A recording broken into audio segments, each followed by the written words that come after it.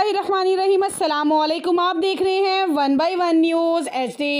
खबर शामिल करते हैं फैसलाबाद से। रिपोर्ट कर रहे हैं तारिक महमूद कंबो। थाना सांदलबार गांव टिब्बी में शहरी नवीद के कत्ल का मामला। लवाहकीन का जिला कौंसल चौक में एहतजाज, ट्रैफिक बंद। पुलिस ने ताहाल मुलजिमान को गिरफ्तार ना कर सकी। पुलिस मुलजिमान से साजबाज है। पुलिस के खिलाफ नारेबाजी भी की गई।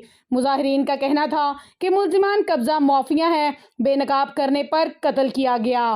पुलिस हकाम नोटिस लें और हमें इंसाफ दिलवाएं।